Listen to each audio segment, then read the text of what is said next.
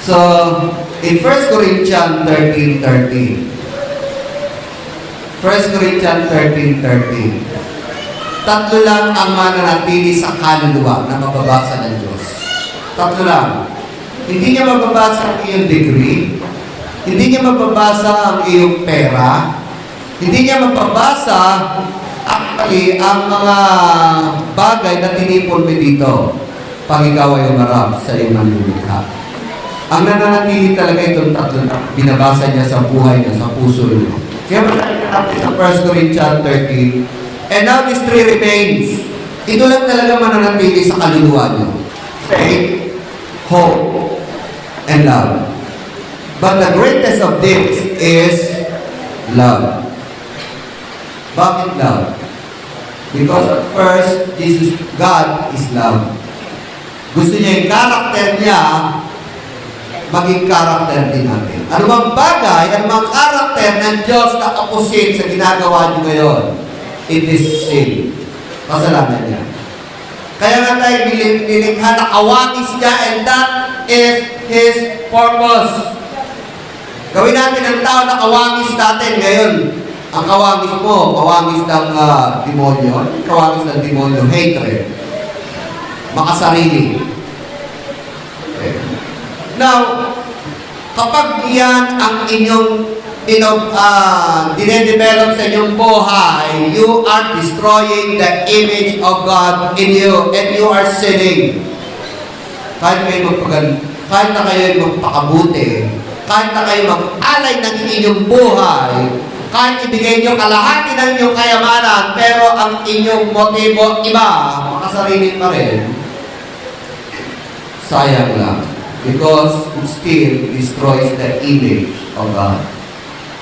The greatest is love. Why? Because God is love.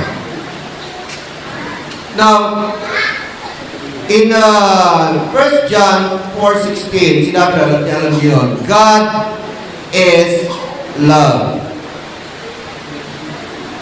And that is His character. Character niya yun. Hindi niyo maalis yun. Love siya. Pero may isang character din na hindi niyo maaalis. God is just. Being just, He is also a judge. Kaya mali din yung puro pag-ibig na lang at lahat na gawin niyo tama. At anyway, kapag pagdating sa langit, harap kayo, patatawarin kayo ng Panginoon. Mali po yun.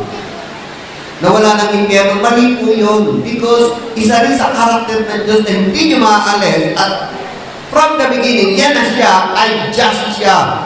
Justice. Judge siya. Kaya may impyerno. Because God is just. But the greatest of the two na karakter ng Diyos, being judge and being love, ang namayani sa Kanya ay ang pag-ibig. And that is the reason why kailangan talagang bumaba si Jesus dito sa lupa. Kasi, mahal tayo ng Panginoon, pero dapat din kayong husgahan. Dapat kayong husgahan. Kasi nga, hindi mo maalis sa Diyos na dapat ang nagkasala ay parusahan. And that is the logic of Jesus Christ died on the cross. Kung bakit hindi daw nila maunawaan yun na ang Diyos magkakatawang tao, mamamatay sa krus, no? Para sa kanino kasi, ang Diyos, matatawarin ka basta. Wala nang question, matatawarin ka. Eh, nasan yun ang pagiging just ng Panginoon, pagiging justice niya. Hindi mo maalis sa Diyos ang pagiging justice niya. Judge siya. Kaya ito ang logic. Ang namayani sa puso ng Diyos, bagamat He is a judge, hindi maalis siya. He is also love. Kaya sinabi nyo, the greatest is love. Kasi ang namayani doon sa pagiging judge niya yung pag-ibig. Wala siya mapili na paghuhusgahan. Kasi ang lahat ng tao talaga, pag nagkasala, huhusgahan. Kaya wala siya talagang magawa, kundi kailangan may husgahan siya. At ang pinili niya na magkatawang tao para sa atin. And that's the logic. Kailangan si Jesus bumaba sa lupa. Kailangan siya magkatawang tao. And by the way, Jesus Christ, in an essence, hindi siya talaga anak ng Diyos sa kalangitan. Hindi siya anak ng Diyos. Siya ay Diyos din. Kaya lang siya tinawag na anak ng Diyos kasi sa pagiging tao. Kasi hindi naman niya ama si Jose. Pero kailangan magkaroon siya ng ama kasi madedevelop sa katawan ni Maria, bata, at yun ay sumagitan ng Espiritu ng Diyos. Kaya nung si Jesus ay pinanganak, hindi siya nagalaw ni Jose, hindi niya ama talaga sa laman si Jose, pero nanay niya sa laman si Maria, pero ang ama niya sa pagiging tao ay ang Diyos. That's why he is called the Son of God. Pero hindi na hulugan na talagang anak siya sa kalangitan, simula, inanak siya sa Espiritu. Hindi. Siya ay anak ng Diyos sa pagiging tao. Pero in the beginning, hindi talaga siya anak ng Diyos. Kasi kailangan lamang siya magkatawan tao. Because of the love of God sa bawat isa siya. Mahal kayo ng Diyos. Alam ng Diyos, ang kaluluwa niyo ay para sa impyerno. Dapat masunog. Ang kaluluwa niyo, ang katawan niyo dapat sama-sama. Sunog kasama ng mga anghel na hindi naging tapat sa Diyos. Because He is judge. Pero ang namayan talaga pag-ibig. Because that's the reason why, sinabi, sa lahat ng mga karakter, love is the greatest. And He made an example. So masakit man sa kaisa-isang anak ng Diyos dito sa lupa, kaya nga rin bigatin sa amin. Siya kaisa-isang anak. Mahal ng Diyos si Jesus. Kasi naging anak niya si Jesus. Pamagitan ni Mary. At sa isang ama, masakit sa kanya, nakikita niya, naglalakad sa lupa, at nangangaral, sumusunod sa kanyang kalooban, and then, suddenly, sasampalin lang ng nilalang, sasampalin lang ng tao, babatukan lang ng tao, yan yung lumikha sa kanila, masakit yun. Sa akin, pag nakikita kong inuupak-upakan sila, masakit yun, di ba? Anak niyo, upak-upakan, sige. Kung di niyo sugurin, kaya hindi yun talaga, di mandahan na. Kasi masakit talaga. No? Makita niyo ang anak niyo, inaapi. Makita niyo ang anak niyo, binubuli. Alam niyo ba, yan ang experience ng ating Diyos Ama. Yan ang naramdaman ng Ama ni Jesus na nasa kalangitan. Pero inalaw niya, why? Kasi namamagitan sa kanyang damdamin ang pag-ibig sa langit. Nadalaman niya na mahal kayo. Kung paano niya kamahal si Jesus, mahal na mahal din niya kayo. Kaya mas pinahalaga niya ang relasyon niya sa inyo. At the beginning, kasi sinabing, gawin natin ang tao na kawagis natin. Alam niyo ba ang dahilan doon? Gagawa siya ng relasyon sa tao at sa kanya. Relasyon yun. Hindi maging equal tayo. Hindi yung magiging Diyos din kayo. Pero like meron talaga magiging parang Diyos na rin kayo dahil kayo magiging kalahin ni Jesus. Pero ang talagang meaning noon, I will make a living being na magkakaroon sa akin ng relasyon kaya kawangis. You have a relationship with God. You cannot deny that. Dahil yan ang kalooban niya at yan ang gustong i-preserve niya. Kaya from the beginning, merong relasyon sa inyo ang Diyos na ayaw niyang masira hanggat maaari. Ayaw niyang masira. Subalit nasira yun nung tayo nagkasala, nag-distort. Kaya gusto niyang ibalik. Kaya kailangan talaga, this is the logic of dying on the cross. At ibang religion, hindi nila nire-recognize na si Jesus ay una nagkatawag. Hindi nila nire-recognize na si Jesus ay namatay sa cross. Kasi anong dahilan nun? Anong logic nun? Ito na nga yung logic because of the greatest love of God to us. Kailangan meron pa rin siyang huhusgahan. Kaya lahat ng kasalanan natin nung namatay siya, masakit. Mala impyerno at masakit pa sa impyerno. Mula ng gabi siya ipinagkanulo. Mula yung mga madaling araw, pinagkanulo na siya. Masakit ang pagkanulo ng kaibigan. Nakadurog ng puso. Sabihin na hindi ka kilala, ang sakit. Sabihin na hindi mo birthday ngayon, sa GC, hindi ako binate, ang buong klase ko yun. Pero kung nagkakatabuhan sila, hindi ko naging yun. Hindi ka pati ng birthday mo, alam na birthday mo, daan-daanan ka lang, masakit yun, di ba? Pero lahat naman kayo bumati sa akin. Lahat kayo. Pero meron sa grupo na hindi bumati sa akin, okay lang. Ayoko nang maging high school ulit sa isipan at sa puso at sa ugali. Okay lang. Magmala high school kayo dyan. Mature na tayo. Mature na tayo. Masakit ang i-deny kayo ng kaibigan. Madaling araw yun ha, umaga. At ipinagkano daw, hinalikan ka pa. Ay, Panginoon, I love you. Yung pala may kasama mga sundalo para kapiin siya, para ikulong siya. Hinalikan pa talaga. Anong klaseng halikan sa niya? Hindi ng Panginoong Jesus. Mamaya-maya, inaresto na siya. Doon pa lang durog na ang puso ni Jesus. And then, lahat ng kanyang disipulo, nag-alisan, nagtakasan, wala man lang dumipensa. At pagdating doon sa trial, wala talagang naging witness para sa kanya. Lahat ng mga witness, dala-dala ng mga husgado, ng mga sa metric. Doon pa lang durog na ang puso, kaluluwa ni Jesus. Masakit sa kanya. Ang sakit na lang no? And then, pinagsasampal siya, pinagduduraan, masakit talaga.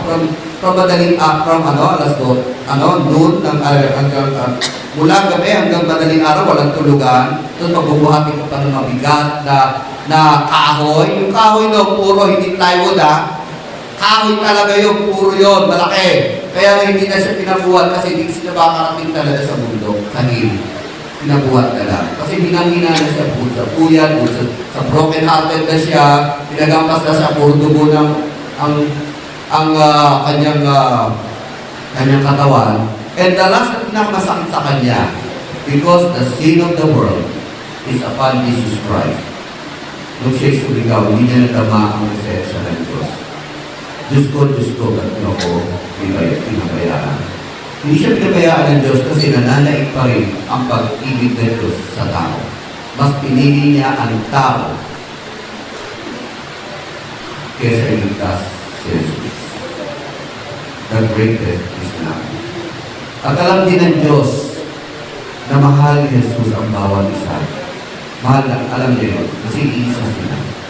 Kaya hinayaan niya na mamatay ang sarili niya, gustain siya, hiyain siya, ibilan siya, para lang sa ating kaligtasan.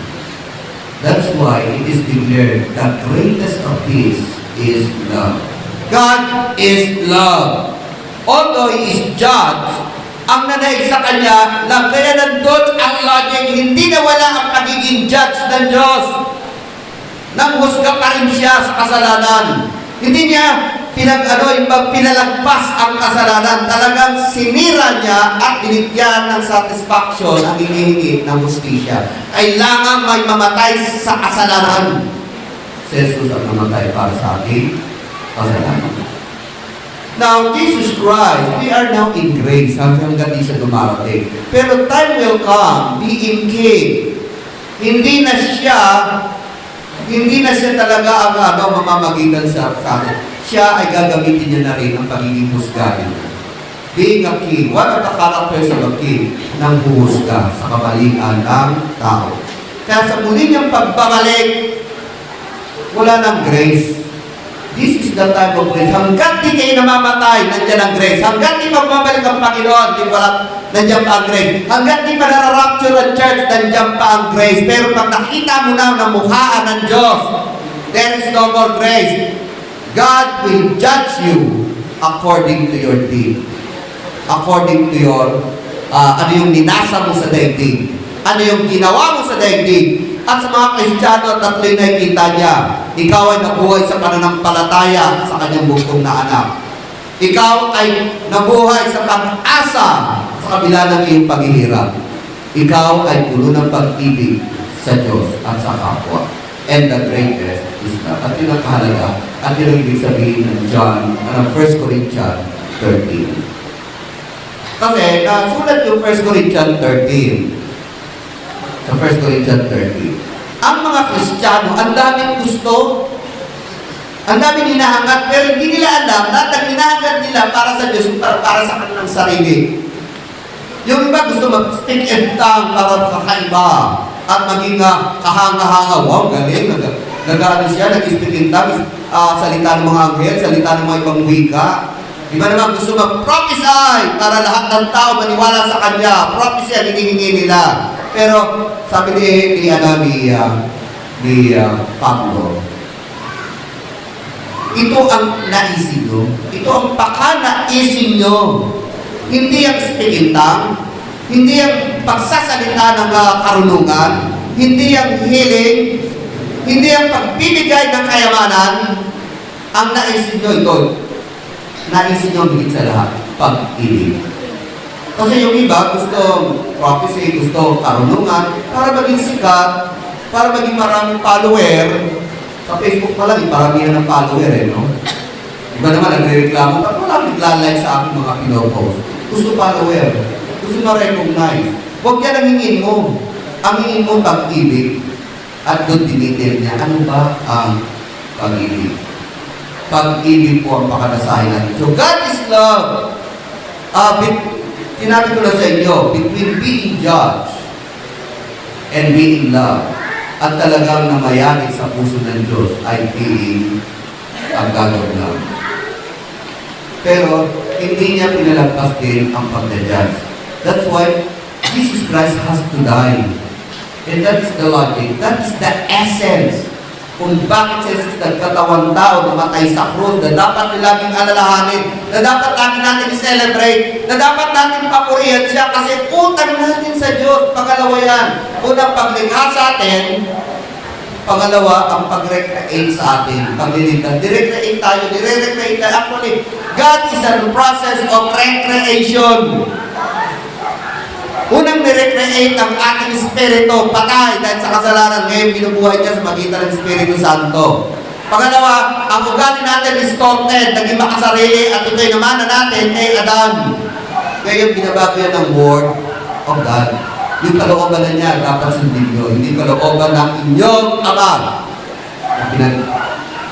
Dahilan ng inyong kasalanan. Nire-recreate tayo. At pangatlo, ang nire-recreate sa atin, yung katawan lupa, nakahanda lang po yan.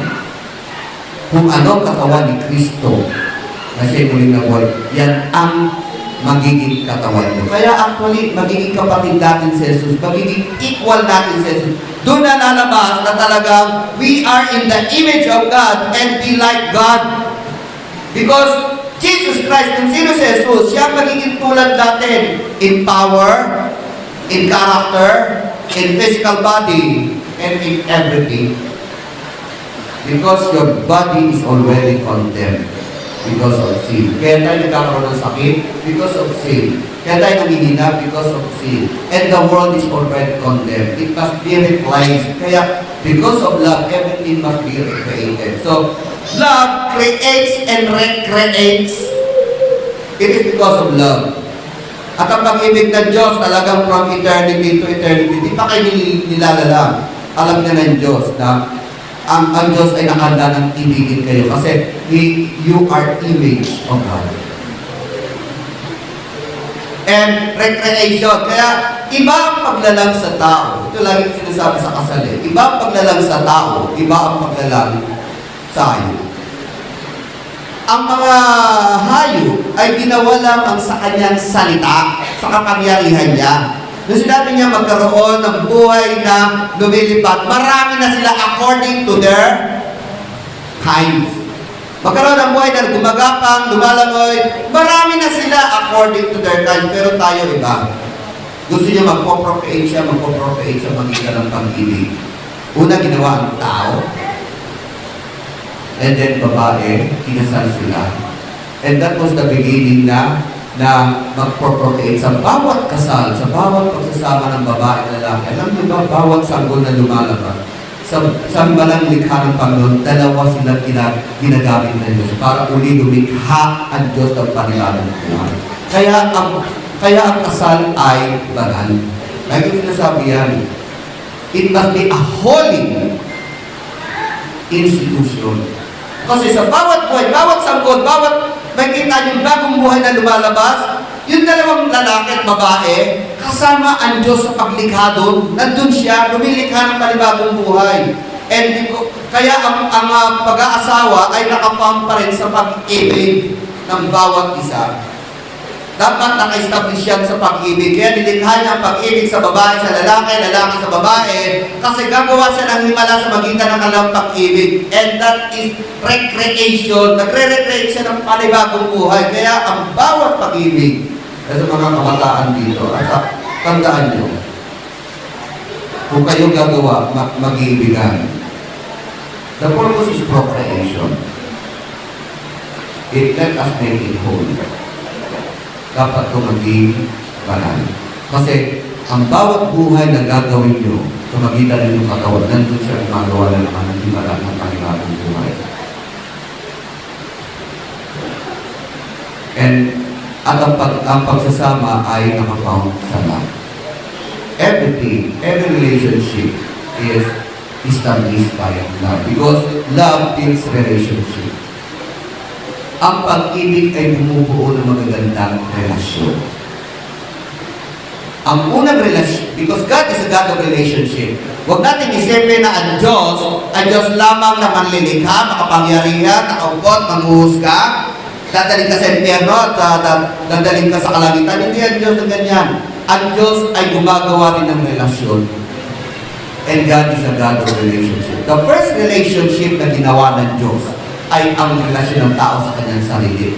At sinabi ko na sa inyo, and that is the reason why gawin natin ang tao na kawagis natin. Beforehand, gusto niya na magkaroon ng relasyon sa bawat isa sa inyo. Yan ang purpose niya, kaya kayo ginawa ng kanyang imahe. You are the image of God. And that is the first relationship na dapat yung pangalagaan, your relationship with God. The second relationship, yung nga babae at lalaki kasi magre-recreate siya ng panibagong buhay. Kaya yan ang pangalawang relasyon, ang pagmamahalan ng mag-asawa. Kasi through their bodies, God created them to recreate new life.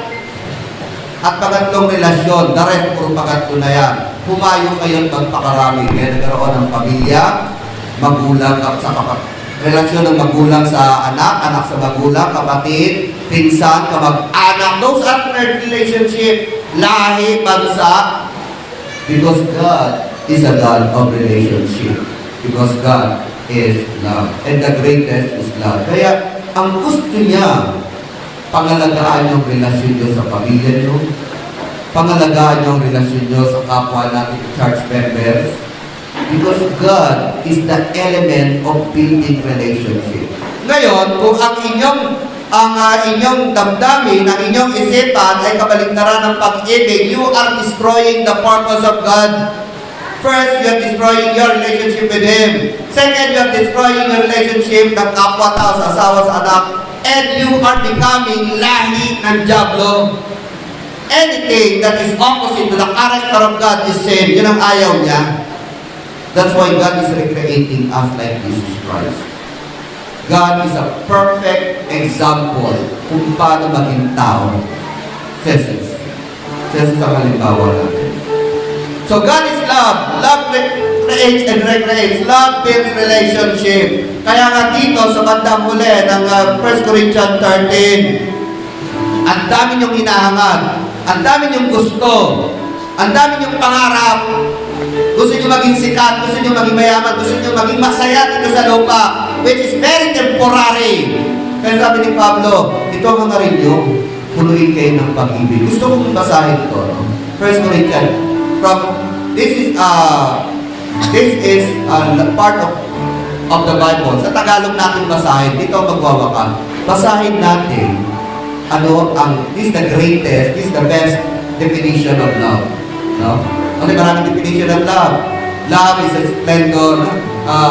Marami. Pero the greatest, the best, the definition of love is this. The 1 Corinthians, pakibukas mo sa Tagalog ng babasahin natin ito sa Tagalog para madama natin ang buong chapter ng 1 Corinthians 13. Hindi, simula tayo ng 1. Babasahin natin lahat. Paul gave the best definition of love na dapat yung nasahin. Mas nasahin yung pag-ibig kaysa mag-give. Mas nasahin yung pag-ibig kaysa sa sariling lasa. Mas nasahin yung pag-ibig kaysa sa mga bagay dito sa daigdig. Kaya sabi niya dito, sabay-sabay po tayo, hindi tayo magwawakas. And He made a definition of it. Ready? Ito'y galing hamon ko sa Bible, ha? Tagalog. Ready, go. Kung magsasalita man ako sa iba't ibang wika ng mga tao at ng mga anghel, ngunit wala naman akong pag-ibig, pakilakasan, para lang akong matingaw na umalingaw-ngaw o pompyan na matalitig. Sa 2, kung may kakayahan man akong magpahayag ng mensahe ng Diyos at may pag-unawa sa lahat ng lihim ng katotohanan, lahat ng laman, at laki ng aking pananampalataya, ngunit wala naman akong pag-ibig, wala akong kabuluhan. So, sige, kayo na ang sikat, kayo na ang the best, kayo na ang kilala. Pero wala akong pag-ibig. Wala rin kayo na. Sige, sa 3. At kahit ipamigay ko ba ng lahat ng aking ari-arian at ialay pati ang aking katawan upang sunugin, kung wala naman akong pag-ibig, wala pa rin ako. Sige, ikaw na pinaka-humble, ikaw na ang pinaka-mabait, pero wala pa rin pag-ibig, namuhusga ka pa rin, wala rin saysay. 4. Ang taong may pag-ibig ay mapagtiis, mabait, hindi marunong mainggit, hindi hambog at mataas. Hindi bastos at pag-uugali at hindi makasarili. Hindi magagalitin o mapagtanim ng sama ng loob sa kapwa. Yung pag-ibig, summary yan ng all good virtues. Summary siya. Lahat na nasa kanya kapag may pag-ibig. Okay, 6. Hindi natutuwa sa kasamaan, kundi nagkagalak sa katotohanan. Galing siya sa kasalanan, kaya ayaw niyo magkasala. Okay, 7. Matyaga, laging nagtitiwala, laging may pag-asa, at tinitiis ang lahat. Di ba na siya ang mali? Di ba na siya ang nagastusan? Di ba na siya ang paratangang mali, ang may kasalanan? Dahil sa pag-ibig. Okay. May katapusan ang pagpapahayag ng mensahe ng Diyos at ang pagsasalita sa iba't ibang wika na hindi natututunan. Ganon din ang pagpapahayag ng kaalaman tungkol sa Diyos, ngunit ang pag-ibig ay walang hanggan. Ang church, mawawala. Actually, temporary lang ito. Hindi ito ang paradise. Hindi pa ito ang mananatili. Kaya mawawala ang preaching, mawawala ang healing, mawawala ang prophecy, lahat yan mawawala. Pero ang pag-ibig yan ang mananatili. Okay, tuloy natin. Hindi maganap ang ating kaalaman, ganon din ang pagpapahayag. Sabay niyo ako. Hindi maganap ang ating kaalaman, ganon din ang pagpapahayag natin ng mensahe ng Diyos. 10. Ngunit pagdating ng araw na magiging ganap ang lahat, mawawala na ang anumang hindi ganap. Temporary lang lahat to. 11. Noong bata pa ako, ang aking pagsasalita at pag-iisip at ang atwiran ay hindi tulad sa bata. Ang atwiran ay tulad ng sa bata. Ngunit ngayon, ako'y mayroon ng sapat na gulang. Iniwan ko na ang mga salitang bata. Sige, 12. Sa ngayon, para kayong nakatingin sa malabong salamin, ngunit darating ang araw na magiging malinaw lahat sa atin. Bahagya lamang ang ating nalalaman sa ngayon, ngunit darating ang araw na malalaman natin lahat tulad ng pagkakilala sa Diyos. Kasi ngayon, actually, yung mga ginugusto natin, ninanasa natin, yung mga pinapangarap natin, pambata lang yun. Pambata lang yun. Nawawala kasi lahat yan. May bata, mga temporary kagustuhan, bigyan mo lang ng candy, masaya na. Lahat ng mga bagay, mga walang kwenta. Sabi na, wala namang kwenta yan, hiiyakan mo. The same way, in the eyes of God, alam nyo ba, ang lahat ng ninanasa natin dito ay walang kwenta. Pero sabi niya rito, makikita yung katotohanan kung dapat ang naisin nyo. Kung paano tayo kakilala ng Diyos, makikilala natin siya kung ano talaga gusto sa buhay natin. na mamimiss natin kung kayo mananatiling bata. Kung mananatili kayo dito sa daigdig, kung nanasay yung pagdaigdig pa rin, nananatili pa rin ang isip nyo parang bata. Dapat maging mature na kayo spiritually, maging mature na kayo tungkol sa Diyos, at yun ang hinahanap ng Panginoon. Sige, patuloy tayo. Ito, 3 bagay ang mananatili: ang pagtitiwala, pag-asa, at pag-ibig. Ngunit ang pinakadakila sa mga ito ay ang pag-ibig. Nawa mga kapatid, di baling wala kayong hindi kayo pinahalagahan. Di baling hindi kayo ganun kayaman. Di baling hindi kayo ganun kasikat. Di baling simple lang inyong bahay, pero ito'y puno ng pag-ibig. Pag-ibig sa Diyos, pag-ibig sa kapwa. You have the greatest happiness in life. At yun ang kalooban ng Diyos. Maunawaan yung kalooban ng Diyos sa buhay. Tayo natin sa tayo.